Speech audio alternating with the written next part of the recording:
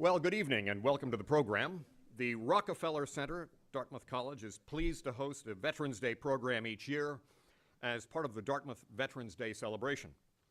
This year, the Veterans Day program is being co-sponsored by the Dartmouth Uniformed Services Alumni, a shared interest alumni group for armed service members and their families. DUSA is a nonprofit, nonpartisan organization started in 2013 and dedicated to promoting the ideals of service at Dartmouth and supporting all those who put on a uniform in the defense of their country. I'd also like to acknowledge the president of DUSA, Nathan Bruschi, is here tonight. I've personally been witness to the extraordinary energy that he has put into that organization, and he's done wonders in a remarkably short time. The John Sloan Dickey Center for International Understanding is also a co-sponsor of tonight's presentation, which will be about the subject of international environmental security. Just so there's no confusion, I am not your speaker. I am Bob Bauman, class of 1974 at Dartmouth. I happen to hail from the same institution in another sense as tonight's guest speaker, who comes from the U.S. Army Command and General Staff College at Fort Leavenworth, Kansas. There, I'm Director of Graduate Studies and a Professor of History. Tonight's speaker has been Dean of Academics and Chief Academic Officer at the Command and General Staff College since 2006. That institution is located in Fort Leavenworth, Kansas, if you haven't been there lately. It's a rather interesting institution. The Command and General Staff College is the graduate professional school for mid-career officers, particularly from the Army, but actually from all of the armed services, a number of U.S. governmental agencies, and over 100 foreign militaries. Indeed, the alumni roles of the Command and General Staff College include 28 past or current heads of state, not counting Dwight Eisenhower, who is the American contribution to that role. The enrollment at CGSC, as it is commonly known, is about 1,500 and includes students from over 100 foreign countries. In any case, getting back to our speaker, Dr. W. Chris King. He's got a PhD in engineering from the University of Tennessee. He served 34 years active duty in the United States Army, retired with the rank of Brigadier General. During a substantial stint at the United States Military Academy at West Point, he helped create their environmental engineering program, and for a number of years chaired the Department of Geography and Environmental Engineering. He is among the founders of the Global Military Advisory Council on Climate Change. He's also an advisor to the North Atlantic Treaty Organization, NATO, on that subject. Among the things that he's done in the course of his career include planning humanitarian relief operations in places like Haiti and Rwanda. He's also been extensively involved in tough projects entailing the disposal of chemical weapons and other dangerous substances. So he's done a remarkable range of things. He's also a teacher and very much enjoys interaction, and that's the way he intends to approach tonight's presentation. So with that, I give you Dr. Chris King. Thanks, everybody. All right, let's see if we can get we have a saying in the Army, you got to be smarter than your equipment. And as I mentioned on my preliminary announcement, we're not a big crowd. I thank everybody for coming tonight. I really enjoy these engagements, and that's what I want it to be. If you have a question and you want to discuss something as I go through there, raise your hand and try to let one of the folks with the microphones get to you so that they can get it recorded, and let's talk about whatever it is that I didn't cover well enough or you want to hear more about. Environmental security, climate change, water wars, and other scary stuff. I have done most of my work over the last 2 years in climate change, but I have been studying environmental security since I joined the faculty at West Point in 1991. I have a split personality is the way I see it. I have 3 engineering degrees, 2 of which are environmental, and I have, as you've heard, 34 years that I spent in the United States Army. And this kind of puts it in context. This is why we're really here tonight. Okay, you can tell which one is me. I'm in the back. I pretty much believe that you all are the folks there with the thing about climate change. Now, the guy on the right that's being quoted there, I'm pretty sure he lives in Kansas, somewhere out there. Climate change has brought into focus discussion about a broader topic, which is environmental security. And what I want to do this evening is wait a minute, did it skip one? Kind of do this. I would like for you all to be able to leave here with kind of an understanding of what environmental security means contextually. Have your own definition. To appreciate the relationship between key environmental parameters and security and stability in the world. Because that's what environmental security is really wrapped around.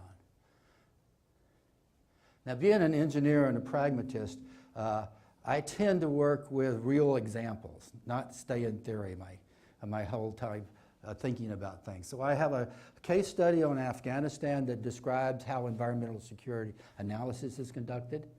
I have a case study on the Nile River that shows that there are really big, scary problems in environmental security that don't involve climate change. Climate change will make it worse. But I think that's particularly interesting for some in this group because there's so many public policy implications in understanding something like the problem that I'll describe for the Nile River. And then I'm going to have a case study on the Tibetan Plateau, which is directly related to climate change. So I'm going to try to get a lot of things into a fairly short period of time. At some things I'll go a little bit faster so that we can try to get through most of these. But if we don't make it all the way through, that's okay too. We want to do a more effective than just an efficient job here. And then we want to consider what climate change means to the future of the United States. So now I need to go back. The first 10 years of my career in environmental security work was about trying to convince mostly the military established that this is something that they needed to be thinking about. Climate denying was alive and well within the Department of Defense. It was even real, it was none of their business and we didn't have to worry about it. I've got enough stuff on my plate that I don't have to worry about. That is not the case anymore. And here's where the public policy part starts. Understanding the structure of how defense thinking is conducted in the United States, start with understanding that all the things that we do in the military are controlled by direction of the executive branch of government. And on a regular basis, the President of the United States produces the national security strategy for the United States. Every 2, 3, 4 years, depending on when he or she thinks it needs to be changed, they rewrite the national security strategy. Anything that's done in the military should have a direct link back to the national security strategy. At the top are quotes from the current national security strategy. The danger of climate change is real, urgent, and severe. Now, we who wear uniforms, no matter how many stars, we don't have to guess. It's not our decision about whether we're dealing with climate change anymore. We have been directed by the President. This is good news for me. We now have policy and direction to follow. Well, what happens after the President produces the national security strategy? Then the Secretary of Defense will produce a document that is the National Defense Strategy, and the individual departments of the Army, Air Force, Marines, Navy, and Coast Guard and such will produce their own versions of interpretation of what they do as their part of complying with the national security strategy. So it all threads together. Now, the reason the cartoon was recently produced is because of this document here. Within the last couple of weeks, Secretary of Defense Hagel released a document that's called the Department of Defense 2014 Climate Change Roadmap. The first document directly from the Secretary of Defense that directs the departments to do certain things in response to climate change. And so you saw one of the responses that came out was the cartoon that now the Department of Defense is in the climate change business. We should have been for a long time, but we're now starting to respond to that in policy and guidance that comes to us to then implement.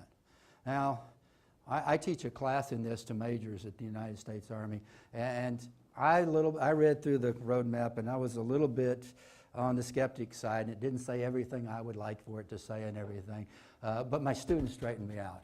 It was magnificent. They said, "Get over it, sir. It's a start. You know, it doesn't have everything, but at least it's a good start. And it says some things that will give us a reason to start the work that needs to be done." So now the argument about whether it's a defense and security issue is over. Now the hard work is, what is it that we need to do? So what I want to do is talk you through so that you understand kind of the strategic implications that environmental security causes around the world. What are some of those things that I call the big scary parts? And then finish with climate change. You did that? First of all, there's two components to understanding the concept of environmental security. The absence of conflict is not sufficient. We're looking for something better than that. We're looking for stable human communities that are sustainable. That is the best condition that we would hope for. That's certainly what we hope to achieve for the United States in our defense strategies, maintaining peace and security of the world. The second part is human-induced change is causing environmental change, which then produces threats to stability and security. And it really goes back to that second quote from the National Security Strategy. Our big goal is to promote human dignity. If you can maintain that level for most of the people in the world, then you're going to have a more stable and a more peaceful condition. Things that move us away from that condition become environmental security threats. I didn't think this up. When I got into this, the first thing I did is what every good researcher should do, and you did a good, strong literature review to see what had been written before. What do we already know about the subject? This is the best quote I have ever found, published in The Environmentalist in 1986. Places like Dartmouth, Yale, Harvard, some universities in Canada, and then Cambridge and Oxford in England were studying environmental security issues in the 70s. It had reached a state where Norman Myers, one of the leaders, made this statement in 1986. And notice climate was included in there even in 1986. The progress since that time is what has been the problem. We have not ever really been able to get our hands and attack the problem in an appropriate way. That's a whole class in itself why that happened, and it's a public policy issue that you ought to look at sometimes because it's a really interesting, intriguing set of conditions that cause that not to happen. Now, I'm a physical scientist and an engineer, and I approach my analysis from the science side. There's also an equal number of social scientists and political scientists that do environmental security work. And they approach it from the social science, the good, the governance kinds of things. There's only one thing that we absolutely agree on, and that's that population is the independent variable. The stress is caused by the population that has gone from 2.5 billion people when I showed up to 7.2 billion people today, and is going somewhere in the 9 or 10 billion. Anybody that doesn't believe that that's having some impact on a global scale on environments, I'm probably not going to be able to help you. But what are the impacts, and who are the people?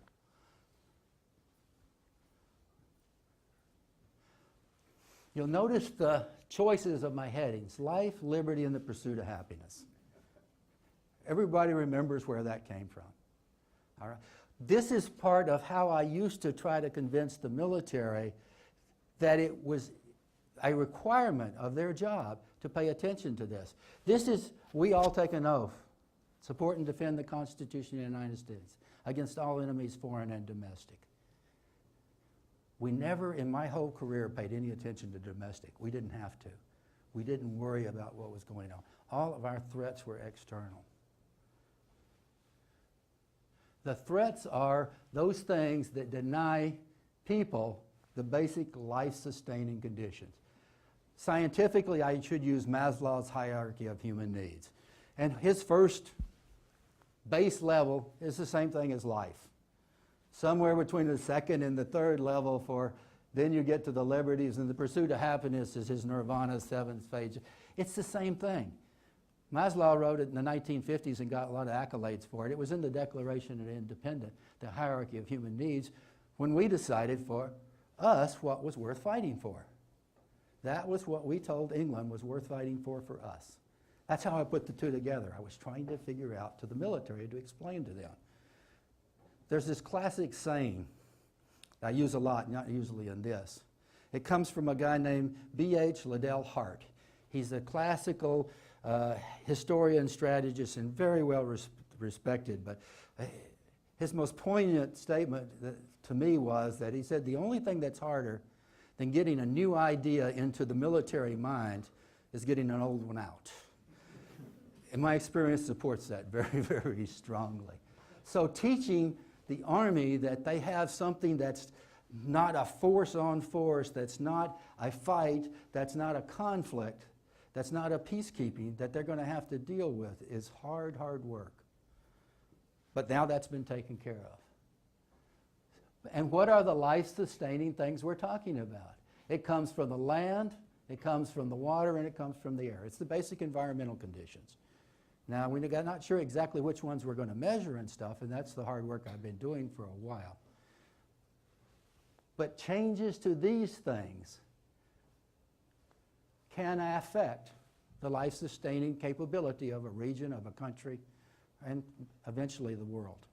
And that's the basic premise of environmental security. So providing those conditions of basic human needs is what defines environmental security. Oh, by the way, the pictures I have there are from my last deployment in Afghanistan. So I have, if you want a place where environmental security hits you home, it's living and working in Afghanistan for a while. It is the most devoid of progress place that you will be on. It is the 1700s and headed backwards fast. But with a wonderful group of people in the dominant species. I loved working with Afghans. I trusted them. I just felt so sorry for the conditions that they live in and what they've been exposed to over a long period of time. That young lady was my favorite young lady. She was at this, that's a water well. That's what they drink. So the first thing I did as a sanitary engineer, I went up and looked down in it. There was everything in there, the trash, things growing.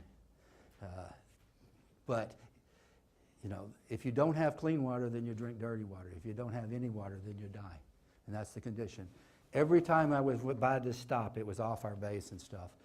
She would be there whenever I went by there. Her whole life was going to the well, getting water, and taking it back to her family, and then probably taking it to other folks. That would be her life, and probably as she will know it. So, the first question is, in the hierarchy of human needs, considering there's 7.2 billion people on the face of the earth, where do you think most people spend their time? Life, liberty, or the pursuit of happiness things? It is my contention that a growing number of people, not percentages maybe, but of people are in a day-to-day food fight to obtain their basic human needs. Food, water, the energy to cook their food, to provide basic sanitation, and freedom from disease. They're fighting that fight every day. As an example, 2 million people a year or more will die from dirty water. 2 billion people or more will get sick from dirty water. We were having a discussion in the business school this morning.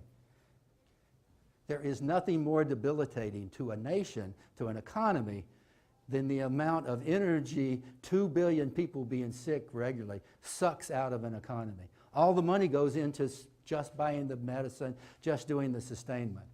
Trying to develop and get better and it's all sucked out of them. When people are sick, they're struggling, people are dying. It is a debilitating, a destabilizing condition, which can lead to then conflict and other kinds of problems. We'll get to that later. And this is where we live, and this is why the problem, one of the things we have to deal with is, and that's in red up there.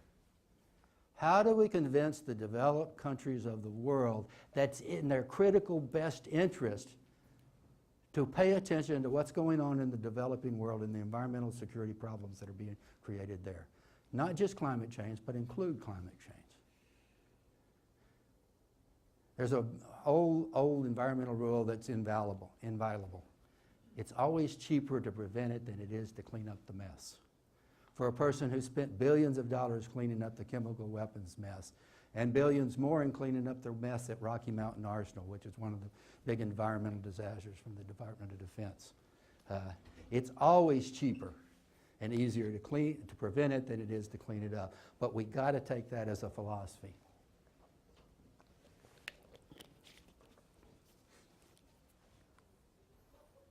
Anything yet? No? Okay.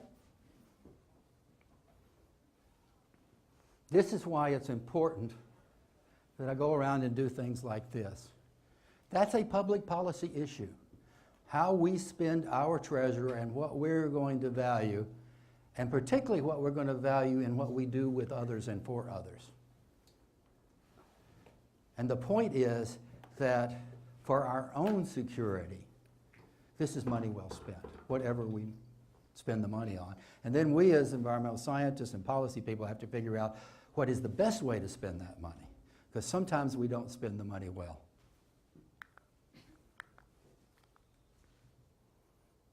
So I'll let you read that quickly. But it has to be a process that's actionable, that produces results that make things better. It's not just defining and understanding that it's there, but you have to be about developing processes that works towards solutions. I have a question. Please. Oh my God. The reason I said that is that's my sister. Never. And I'm so glad she came. Is part of the problem here? Is part of the problem here changing it, because the military has always been a confrontational or for confrontation with other countries or other ideologies or protection, but has never made that leap to realizing that part of protection is providing, how do I want to say this? A broader definition of security. Yeah. Is what you're really talking about. But becoming peacekeepers, becoming change agents, bringing medical supplies, and it seems like that's contrary to the way the military has been. Well, I'll give you a case study to answer that. I came back from the Rwanda mission in 1994. I wrote about a 25-page, what we call an after-action report of what we did, what were the good, the bad, and the ugly of what went on there. And I presented it to the Army staff, and they went like, we don't do that anymore. We had a term we called military operations other than war, MUCHA. We have to make an acronym out of everything. I guess we can't remember the words or something, I forget. But they said, we don't do MUCHA anymore. That's not our business. And I assured them that it was their business, it was our business, and we weren't going to get out of it. And oh, by the way, if we did it right, we could learn a lot from that. I mean, we shipped the supplies, medical services, protection to the middle of Africa for 1 million people and sustained that for over 6 months. That is one of the greatest logistical training exercises known to man, in being able to set that up. But we learned from that, but we didn't learn the lessons that we should have. But the reality is back to Liddell Hart. Getting those new ideas into a mind is only second to trying to get the old way of business out. And it is one of the endearing qualities of the military. That means we get to be better and better at what we do. It's a little hard to teach the new tricks, though. I teach a class for this of 24 hours, about 20 I spent on the science. I put this up just to show you these are the kinds of issues that are more complete about understanding the science of environmental security.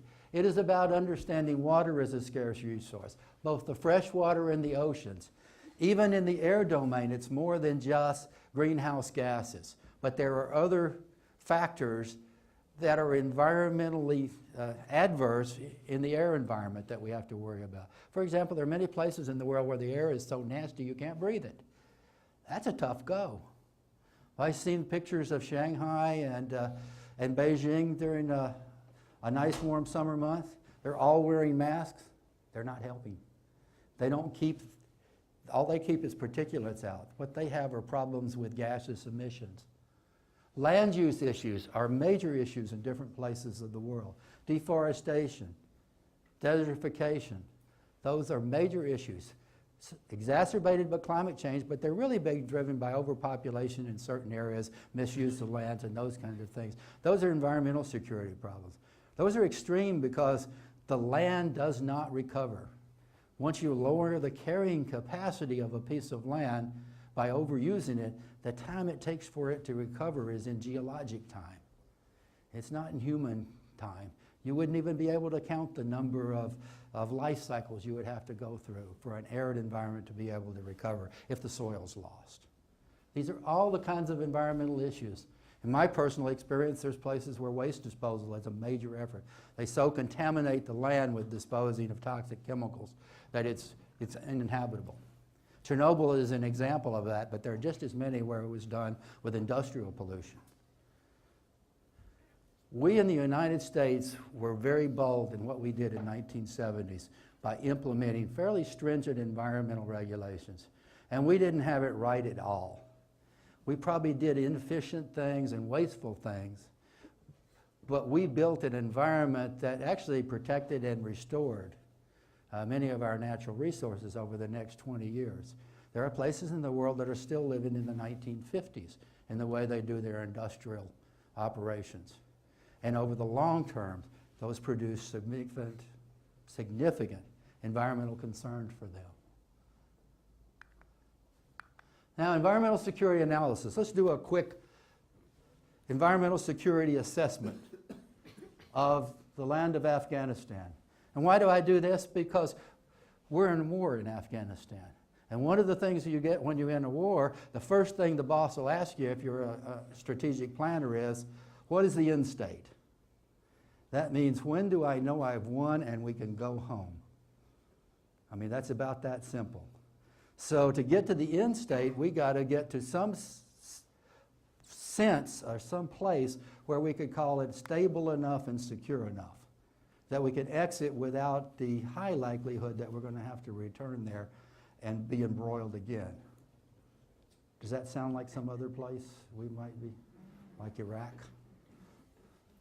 So, when I do an environmental security analysis of the parameters that I measure to determine what state a particular place is in its environmental security, I measure the population, I measure drinking water, sanitation, solid hazardous waste, arable lands, forestation, rates of changes in those kinds of things.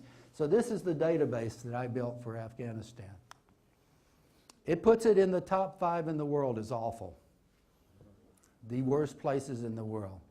First of all, the big driver, as I told you, the independent variable is population. Look at the population statistics. 8th highest fertility rate in the world. Every woman in Afghanistan will average 7 children. A good number of them will die before they're 5, but they will average 7 children. Infant mortality rate, you see there, the median age, the life expectancy, we're at 83, 84, 43. Huge number of young people The average age very low. Huge challenges in building a sustainable condition for the people that live in Afghanistan. And oh, by the way, the population will reach 44 million by 2025. Almost double. That's what that kind of growth rate will produce. In the social science, they produced the thing called the Failed States Index that's based on social, political, governance kinds of things. Afghanistan is 7th in the world there. I put it about 3rd in the world behind Sudan and Somalia for the worst environmental conditions that exist. Of the countries that are in the top 10 failed states, 9 out of the 10 are in the top 10 in failed environmental conditions.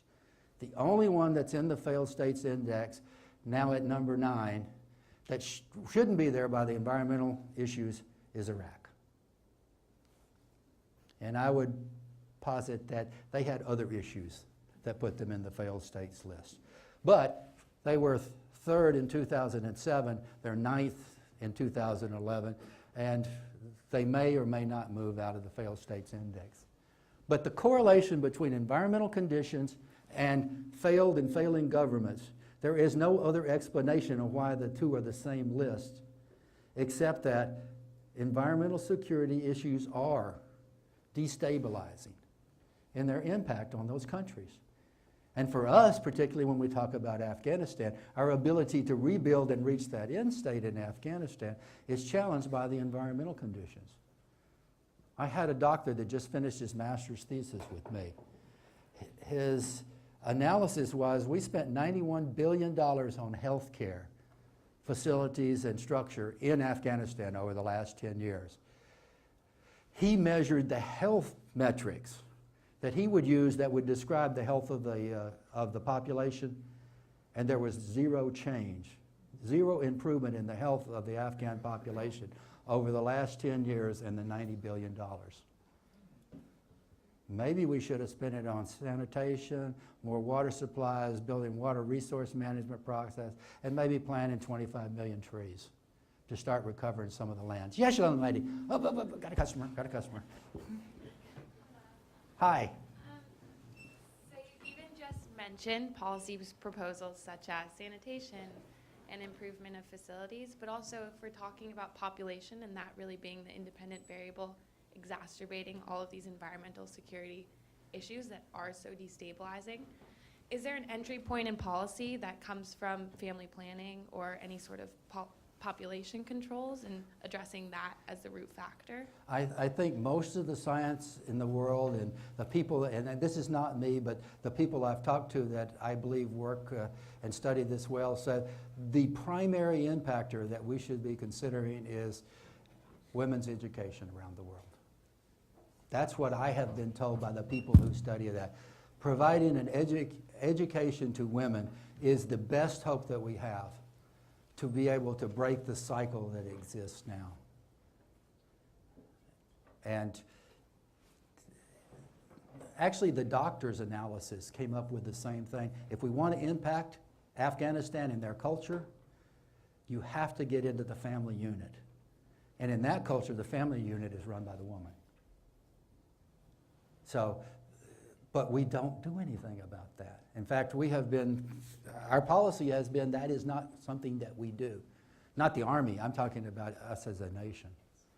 Many private entities do those kinds of things, but it's very, very hard because they're, the biggest non-governmental institution is so small when compared to what governments can do.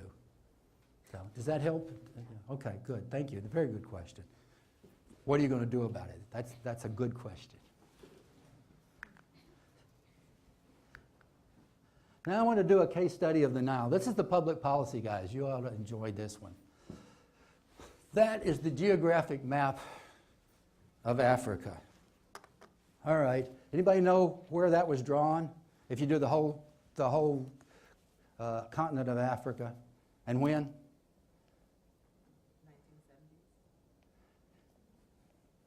It's actually drawn in Berlin, Germany, I think it was about 1810, by a bunch of the colonists, the European powers, and an interesting tidbit of that, not one of them had ever stepped foot in Africa when they divided up the continent. And we have lived with the chaos that was created since. But we're studying the Nile River, and that's what's of interest to us. And the river does not care. It likes watersheds. Please, sir. Wait. That was the only rule they gave me that I have to follow. And I'm military, and I like following rules. I'm questioning your statement. The Berlin Conference of 1885 is when Africa was divided up, and it sure didn't have Zaire and Tanzania. We've done some piddling with it, but So you're only 85 years out of date. Where is this map from? that's what this map is this is a current map. But it doesn't even, not even current because it hasn't put in South Sudan on it yet. I couldn't find a good representation that showed South Sudan. But I'm going to go back and check because the Berlin Conference, it was well before 1880, wasn't it? 1885. Okay, I'll trust you for it. My geography is bad. I apologize. But this is what we really have to look at. The green, darker green, is actually the watershed. Now what I've done is, over here I've annotated the amount of rainfall that occurs across the watershed. So we see the water mostly comes from the tropical regions down here. It gets more and more arid as you go north. And then here are the annual flows in billion cubic meters of water per year.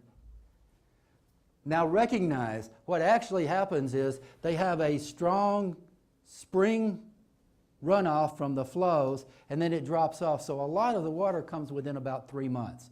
So it's not a nice even flow. Most rivers aren't. So most of the water is created in Ethiopia, Central African Republic, Uganda, Kenya, down here in the water-rich territories, flows north until it gets to Aswan, and I want to point that one out. Aswan in Egypt is the dam that was built, please help me, sir, in the 50s? I think it was in the 50s. The Russians built it for the Egyptians. The reason I point that out is that is the point coming off of the bottom of the Aswan Dam is where Egypt measures how much water they have that flows to the rest of the country. The irony is, of all the weather stations in the world, the weather station at Aswan is the 5th driest place in the world. On an average, measured to hundredths of an inch, the annual rainfall at Aswan in Egypt is 0.00. They have less than 100 an inch a year, average there. It's the Sahara Desert. It's pretty dry. But Egypt relies, depends, and survives on the water that's there, none of which really fell on their country. I had 2 students. One was from South Sudan. South Sudan is South Sudan is the lower part of Sudan where it says the Sud, Juba is the capital and stuff. They actually have some water there. The South Sudanese student had been a child warrior. He had been in the South Sudanese army since he was about 12 years old. And then his country became a country in 2011. We celebrated it in July. His master's thesis was that if South Sudan didn't get their fair share of the water, their country would not survive. It would not maintain its independence if it did not get its share of the water. The other was done by an Egyptian officer. And he assured me, I tried to write it nice and smooth and everything and be very politically correct. He assured me I was wrong when I wrote that it was a contentious issue and it really needed to be resolved between the nations. He says, no. He says, Egypt will go to war for their rights to all the water in the Nile that they need. And if you read the papers any time in the recent time, you've heard some saber rattling between Ethiopia and Egypt about what Ethiopia is doing to build dams and water diversion and better use of the water that they have that's actually generated in Ethiopia. Now, from a public policy standpoint, what happens to us as the United States and our interest in that part of the world if Egypt goes upside down and conflict breaks out among all of those different. And Egypt's what we depend on to be kind of a voice of reason in that region. Even scarier is if you were to add the impacts of what happens in the Tigris-Euphrates, the water diversion that's going on in Turkey.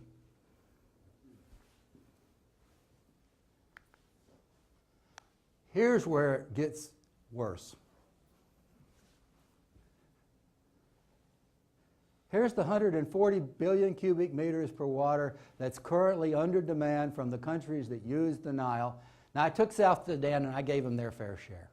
I said, they got this many people, they ought to get that much water. They may be fighting over that, but we'll see how it goes. So currently there's 265 million people that get by and they use 140 billion cubic meters a year per water. Under the current projections, by 2050, there will be nearly 700 million people in those same countries. And if you just use the same rates of use, you would need 230 billion cubic meters of water to satisfy that demand. Please, sir. Wait a minute, here they come. The best we can guess is there's 140 billion cubic meters of water in it. And remember, that's the total flow. That's not what's usable because of floods and stuff like that. And climate change will probably make it less. Sir. Well, that was my question. Most of the climate change projections say that wet areas will probably get wetter and dry areas will get drier. So isn't it possible that the watershed might actually increase the amount of water it gets because of climate change? It's possible, but the predictions there are, it's kind of, we use macro scale estimates right now in the IPCC work. The drier areas, the temperate are definitely going to get drier. How much more is collected and ends up in the Nile, that's still a little problematic. So it's a very good question. And you won't find IPCC addressing that because unless there's a high certainty, they will not report something. So they would say that's probably medium probability of occurring. Okay, good question. Thank you, sir. That's scary. 700 million people as opposed to 265 million people. That's still a lot of water, but things have to change. This one is the big scary one to me. And if you read national security studies right now, the National Security Agency and two other of the intelligence community folks have put out recent reports saying over the next 25 years, the real worry is water. There's an old saying out west where I live, whiskey's for drinking and water's for fighting over. That's attributed to Mark Twain. Nobody ever proved that. I heard actually a real scholar use that quote here about 3 weeks ago, but it's not Mark Twain and it's not Will Rogers. We don't know who said it, but if that becomes a world scale issue and 700 million people involved, it's a worry. And that's an environmental security issue. Oh, by the way, for the young folks, CIA Fact Book is a very credible place to get all kinds of geographic and other kinds of data. Just because it's CIA, you don't have to. They're really good at finding out stuff. Now, I want to specifically shift now to climate change. No, that doesn't have anything to do with climate change, but I've always liked that picture, so I use it a lot when I get it. You know, envision yourself, that's where you've got to go. And those are your hazards that you have to deal with. I'm not going to go over that. I saw a show the other day where Jon Stewart was talking about congressmen who were talking about climate change. I need to go do it for some congressmen because they don't understand basically what the greenhouse effect is about. But I'm not going to worry about that here. What I've got now are a couple of slides, and I call them just the facts. Just the facts, because these are not interpretations and predictions of the future. This is what has been measured as change to this point in the IPCC's work. Let me see here. The fifth assessment report from the UN Intergovernmental Panel on Climate Change. I think that's an amazing process that's going on, in my personal opinion. People from all over the world, scientists have gotten together and they have worked to try to understand, and where they don't understand, add to the body of knowledge about how our climate works. And for 20 years, they have been collecting data, studying that data, developing new ways to understand it better. And it has been a real positive to show that we could actually talk and work together if you actually were forced to do it or encouraged to do it. I, working for Cambridge University, went through the 2,000 pages of science, my eyes are still crossed, trying to determine the defense implications in that data set. And so what I'm going to share with you first are the facts. The atmosphere has warmed 0.85 degrees centigrade over the data set 1880 to 2012. Now see, as a security person, I don't have to get caught up in is it natural or is it man-induced. And if those changes cause stresses to the environment that then create threats to people, I have to worry about that. That's my defense mission. What caused it, I can let other people worry about. The second thing in the second set of slides will be about what is predicted for the future. There we do have to deal with the credibility of what's going on. But the first two slides just talk about the data that's been collected. They show the changes in the atmosphere, the changes in the ocean. The one that's particularly worrisome to me personally is the changes in the cryosphere, because that has the major impact on water resources, as you'll see from my example. And then sea level, and then the greenhouse gases.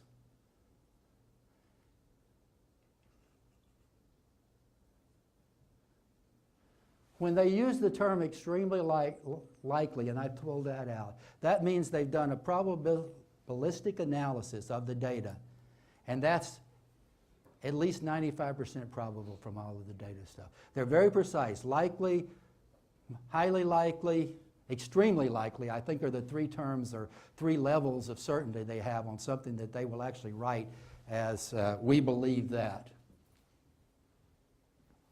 So it could be possible that half of the change is driven by natural change, is what they're saying.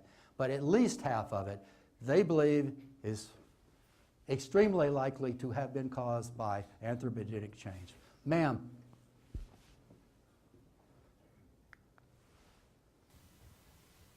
I came with this question, and I've been waiting to see if you've gotten to this. Do you have any hope that in the U.S. people will get beyond politicizing the issue of climate change so that action might occur? Yes, ma'am, I do, but I don't know what level of pain we're going to be willing to suffer before we get to that eventuality. And that's the problem. Every environmental decision we make is a public policy issue.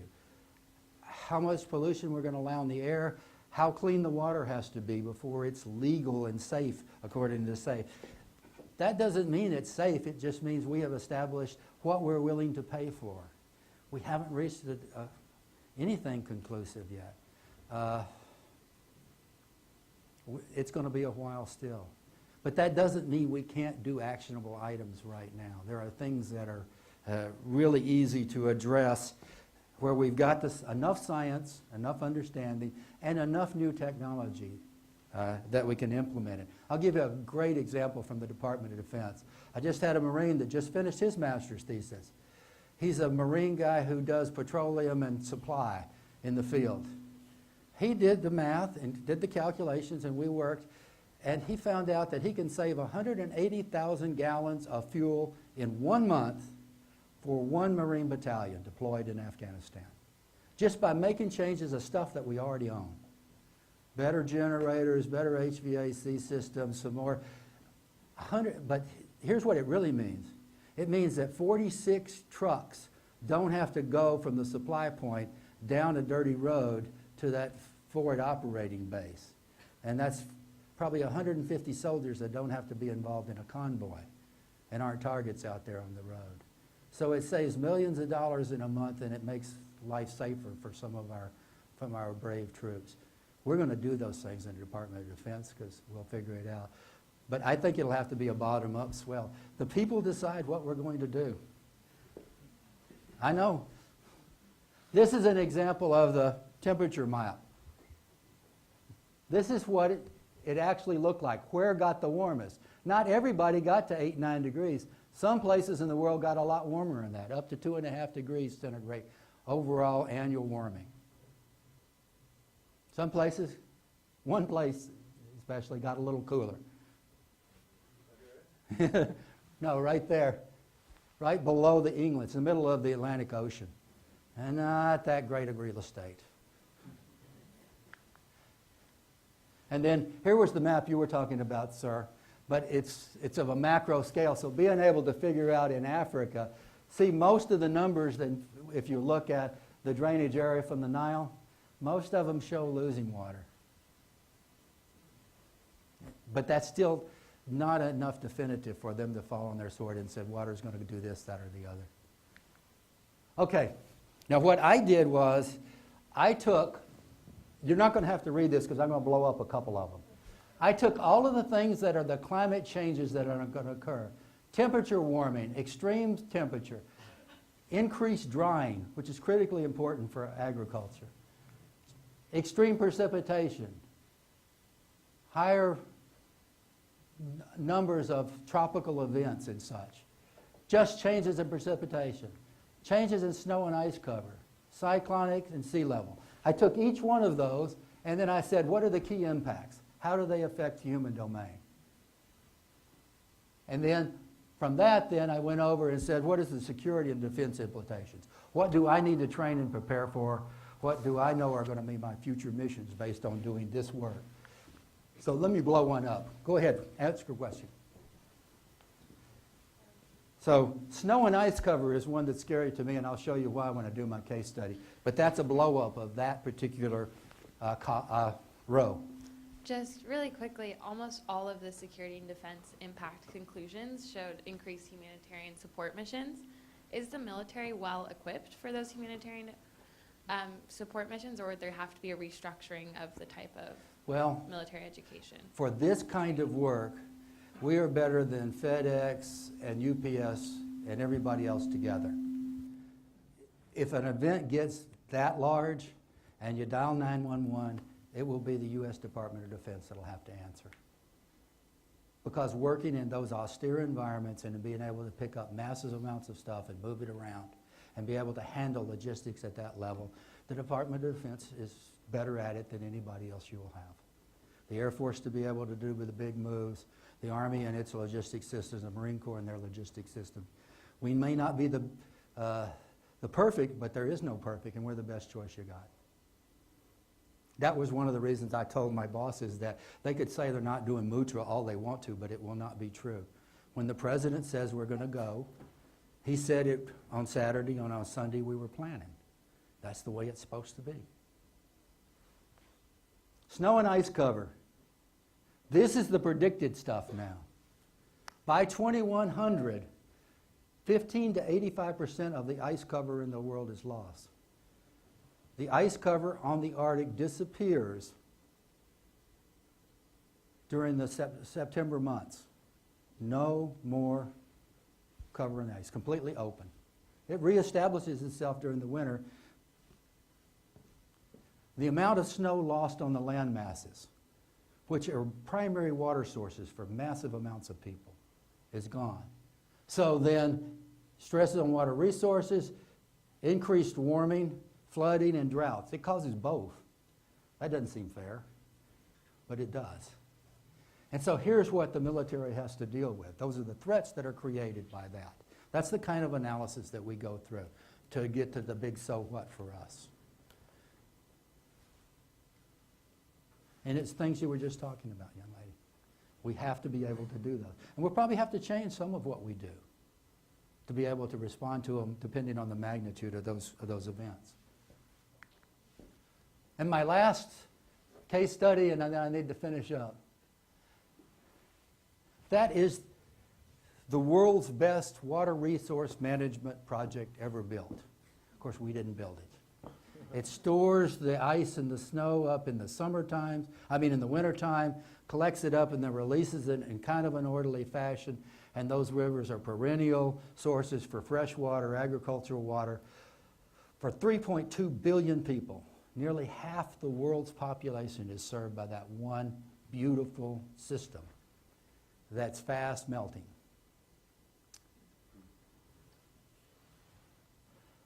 These rivers are all just dominated. The longer rivers like the Mekong and some of the others, half of their water comes from snowmelt. They're a little bit less affected, but most of those rivers are majorly affected. From a security point, I then go on to the second analysis is those are three of the biggest armies in the world that do have problems already, and they're all nuclear powers. China, Pakistan, and India. More people under arms than any place else in the world with a full nuclear armament capability.